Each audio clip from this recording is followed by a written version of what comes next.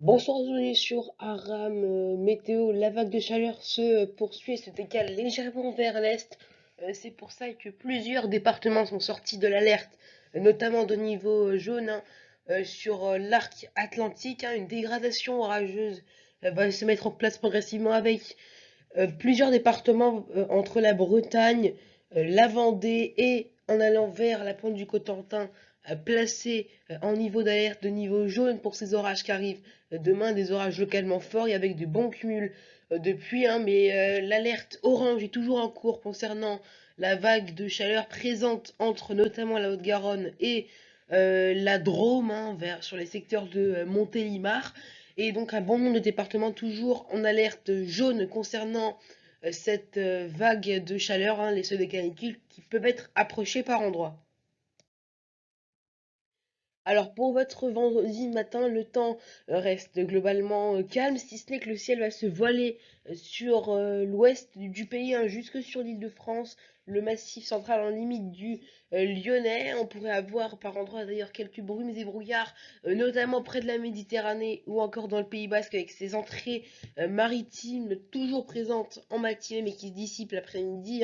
La nouveauté, donc c'est ce front qui va entrer par la Bretagne progressivement avec des pluies parfois soutenues et localement orageuses qui vont déjà se produire. Tout ça accompagné d'un vent soutenu. Le vent d'OTAN également se lèvera du côté du midi toulousain. Et pour votre vendredi après-midi, le temps qui se voile sur une grande partie du pays, seule la Méditerranée entre Corse et continent devrait rester épargnée avec simplement un petit cirrus, notamment en allant sur l'arrière-pays provençal. À noter également que dans ce ciel qui se voilera, on pourra avoir un petit coup de tonnerre, notamment sur le relief pyrénéen et du massif central. Le front va tout doucement se décaler en direction du Cotentin avec des orages localement forts et des pluies soutenues, notamment en allant sur la pointe Bretagne. À l'avant, on a des passages nuageux avec pourquoi pas un petit coup de tonnerre. Les températures de ce vendredi matin déjà assez douces avec 20 degrés à Paris, 15 degrés à la minimale entre Lille et Amiens, 23 degrés vous avez bien entendu du côté de Brest.